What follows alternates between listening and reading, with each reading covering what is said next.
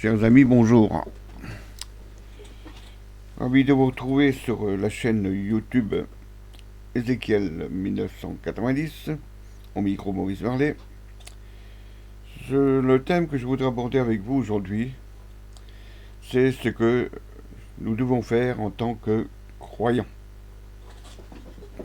Première chose à faire, je pense, c'est de vivre par la foi. 2 Corinthiens 5-7, il est dit « Car nous marchons par la foi et non par la vue ». De même, Galates, chapitre 2, verset 20, nous trouvons « J'ai été crucifié avec Christ, et si je vis, ce n'est plus moi qui vis, c'est Christ qui vit en moi. Si je vis maintenant dans la chair, je vis dans la foi au Fils de Dieu, qui m'a aimé et qui s'est livré lui-même pour moi. » Alors marcher par la foi. Il est dit, et le Père des circoncis qui ne sont pas seulement circoncis, mais aussi et encore qui marchent sur les traces de la foi de notre Père Abraham quand il était circoncis. Romains 4. Il nous faut aussi donc affronter toutes choses par la foi, tel que le décrit Hébreu au chapitre 11, au verset 33, qui, par la foi, vainquirent des royaumes, exercèrent la justice, obtinrent les promesses, fermèrent la gueule des lions, éloignirent la puissance du feu, échappèrent aux tranchants de l'épée, guérirent de leurs maladies, furent vaillants à la guerre, mirent en fuite des armées étrangères. Des femmes recouvrèrent leur mort par la résurrection. D'autres furent livrés au tourment et n'acceptèrent point de délivrance, afin d'obtenir une meilleure résurrection. D'autres subirent les moqueries et le fouet, les chaînes et la prison. Ils furent lapidés, sciés, torturés. Ils moururent tués par l'épée. Ils allèrent çà et là vêtus de peau de brebis et de peau de chèvre, dénués de tout, persécutés, maltraités. Eux, dont le nom n'était pas digne, errant dans les déserts et les montagnes, dans les cavernes et les antres de la terre. Tout cela, à la fois desquels il a été rendu témoignage, n'ont pas obtenu ce qui leur était promis. Alors, à leur exemple, il nous faut donc demeurer fermes dans cette foi.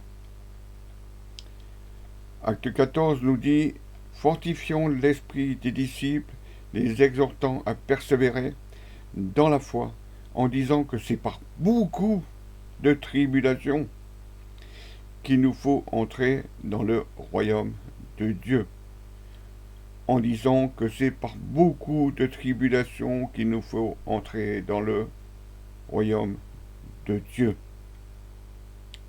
Il nous faut donc veiller et demeurer fermes dans la foi, en étant des hommes véritables qui ont confiance dans la parole du Seigneur. Il nous faut donc être fortifiés et nous fortifier les uns des autres. 1 Pierre, chapitre 5, verset 9, nous rappelle « Résistez, en parlant de l'ennemi, résistez-lui avec une foi ferme, sachant que les mêmes souffrances sont imposées à vos frères dans le monde. »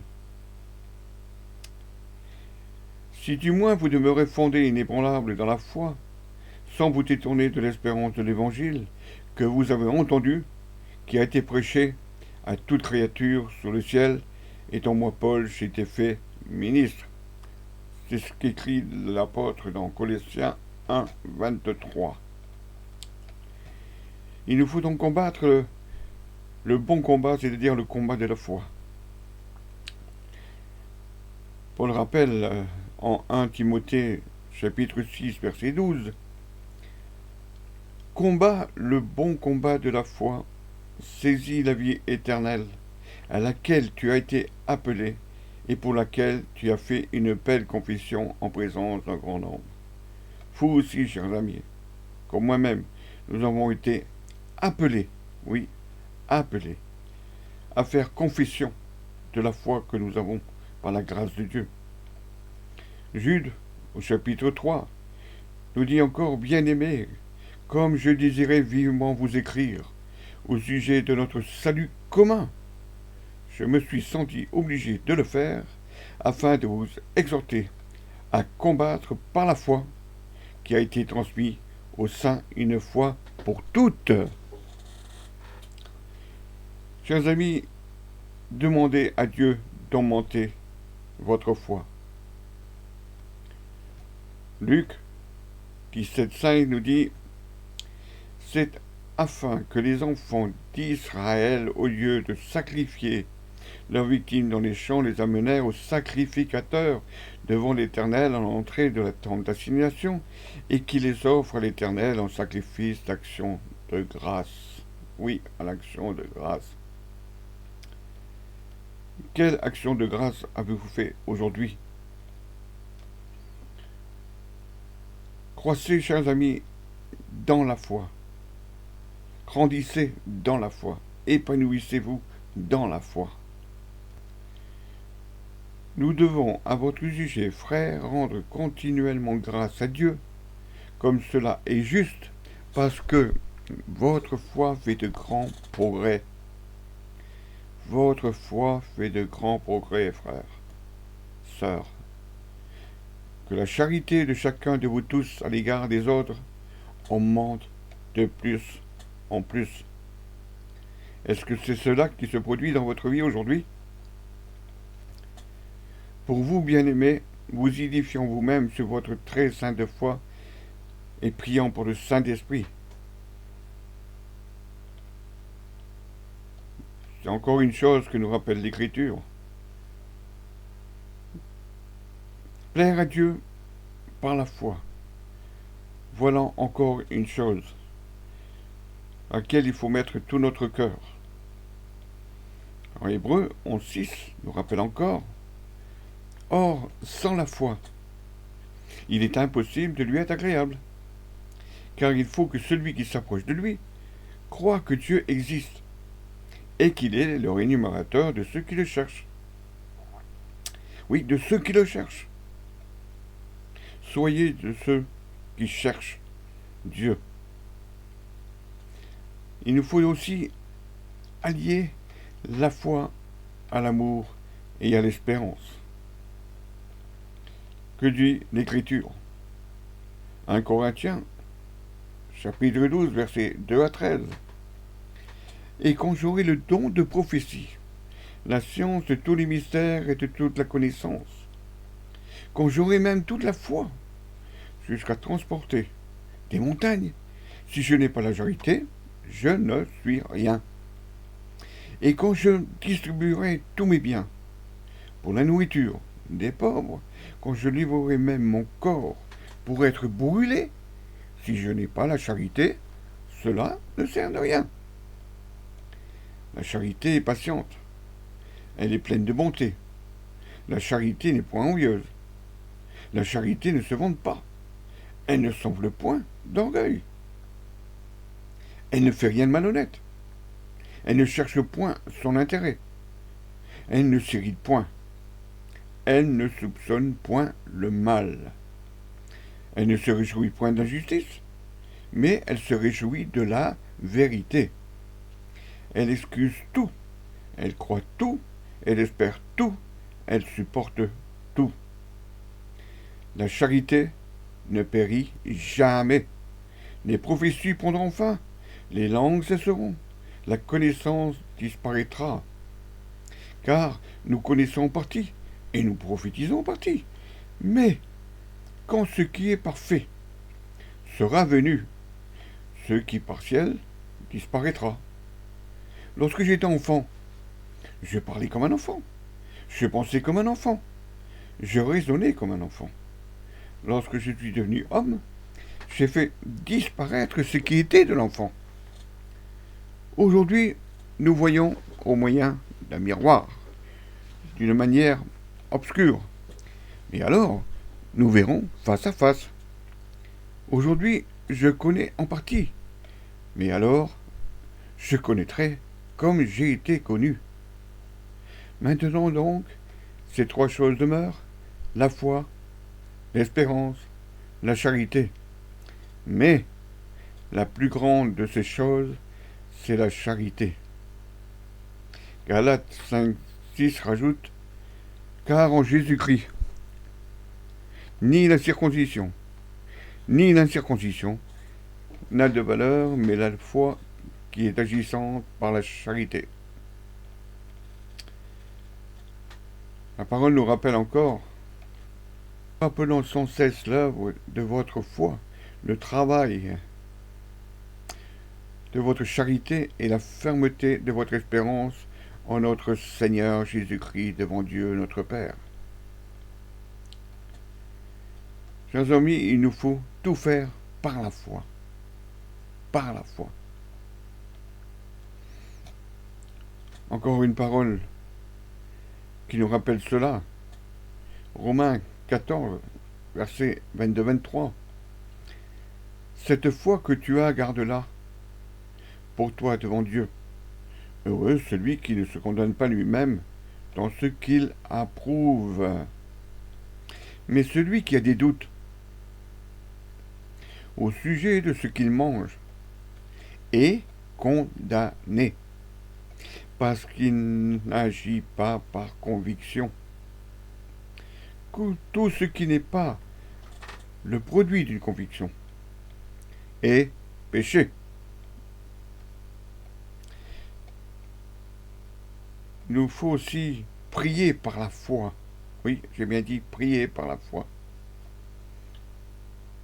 Jacques nous dit dans le chapitre 1, au verset 5-6, « Si quelqu'un d'entre vous manque de sagesse, qu'il la demande à Dieu, qui donne à tous simplement et sans reproche. » Vous aviez bien entendu, sans reproche, et à lui sera donné. Mais qui la demande avec foi, sans douter, car celui qui doute est semblable au flot de la mer, agité par le vent et poussé de côté et d'autre. Il nous faut aussi donc témoigner aux autres, parler de notre foi aux autres, à tous ceux qui nous entourent. 2 Corinthiens 4, 13, 14 nous dit « Et comme nous avons le même esprit de foi qui est exprimé dans cette parole de l'Écriture, j'ai cru, c'est pourquoi j'ai parlé. Nous aussi nous croyons, et c'est pour cela que nous parlons. Sachant que celui qui a ressuscité le Seigneur Jésus-Christ nous ressuscitera aussi avec Jésus, et nous fera paraître avec vous en sa présence.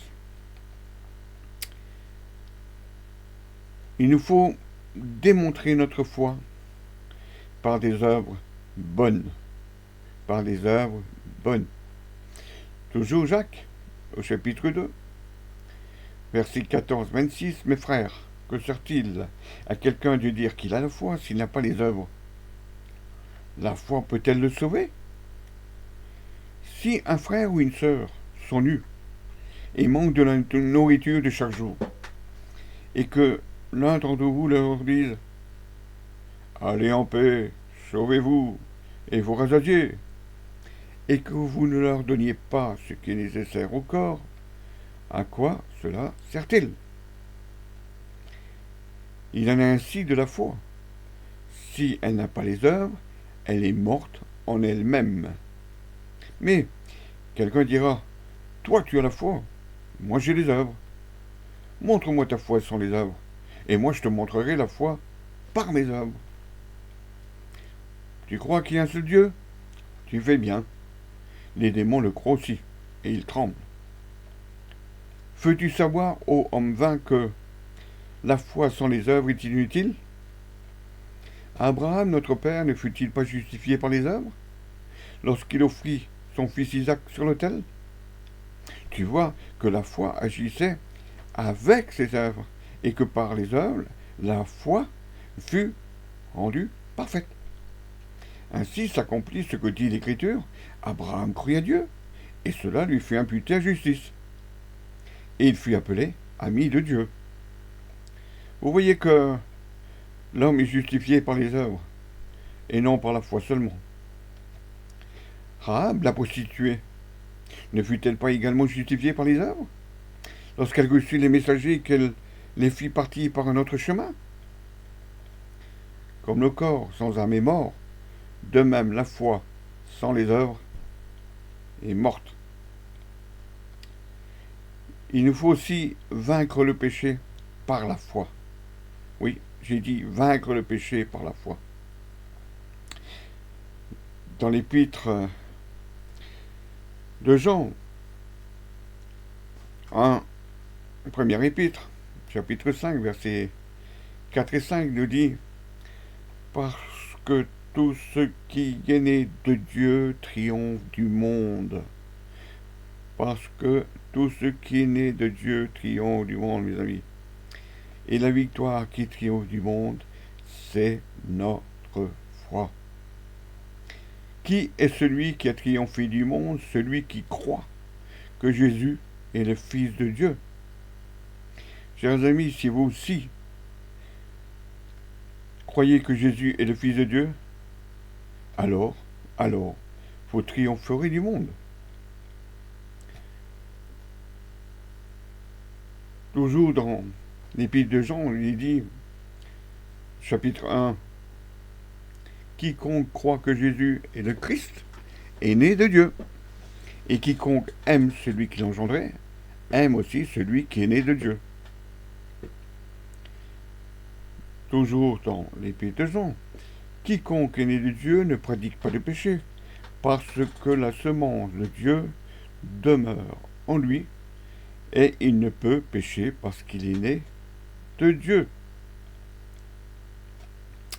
Il nous faut donc lutter contre Satan par notre foi, et non avec nos forces. Alors faisons comme nous dit Éphésiens 6,17. Prenez aussi le casque du salut, l'épée d'esprit, qui est la parole de Dieu.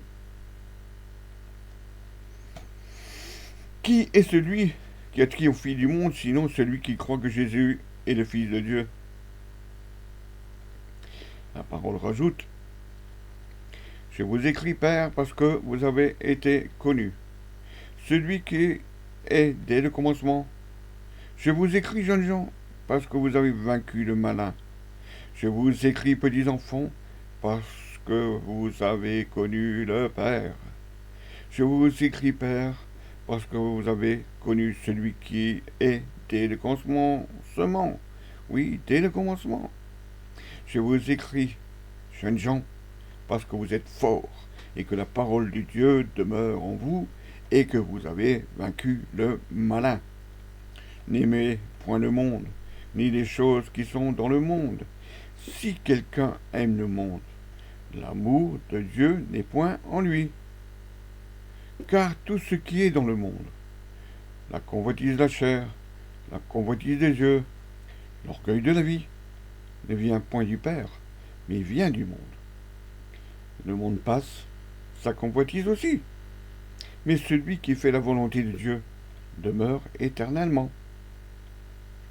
Vous, petits enfants, vous êtes de Dieu, et vous les avez vaincus, parce que celui qui est en vous est plus grand que celui qui est dans le monde. Je vous ai dit ces choses afin que vous ayez la paix en moi. Vous aurez des tribulations dans le monde. Prenez courage, j'ai vaincu le monde. Romains, chapitre 8, rajoute: Qui nous séparera de l'amour de Dieu? Sera-ce la tribulation, ou l'angoisse, ou la persécution, ou la faim, ou la nudité, ou le péril, ou l'épée? Selon qu'il est écrit, c'est à cause de toi qu'on nous met à mort tout le jour, qu'on nous regarde comme des brebis destinées à la boucherie. Mais, dans toutes ces choses, nous sommes plus que vainqueurs par celui qui nous a aimés. 1 Corinthiens, chapitre 15, 57, nous dit « Mais grâce soit rendue à Dieu qui nous donne la victoire par notre Seigneur Jésus-Christ. » Et enfin, dans l'Apocalypse, au chapitre 2, nous trouvons une recommandation importante. Que celui qui a des oreilles entende ce que l'Esprit dit aux églises. À celui qui vaincra, je donnerai à manger de l'arbre de vie, qui est dans le paradis de Dieu. Que celui qui a des oreilles entende ce que l'Esprit dit aux églises. Celui qui vaincra n'aura pas à souffrir la seconde mort. Que celui qui a des oreilles entende ce que l'Esprit dit aux églises. À celui qui vaincra, je donnerai de la manne cachée. Je lui donnerai un caillou blanc, et sur ce caillou est écrit un nom nouveau, que personne ne connaît, si ce n'est celui qui le reçoit. Alors, pour conclure, à celui qui vaincra et qui gardera jusqu'à la fin mes œuvres, je donnerai autorité sur les nations. Amen, mes amis. Ayez cette confiance, persévérez, enrichissez votre foi par la lecture de la parole de Dieu. Prenez cette nourriture qui nourrit votre âme. Ayez l'espérance de ce qu'un jour vous serez avec le Seigneur dans le ciel.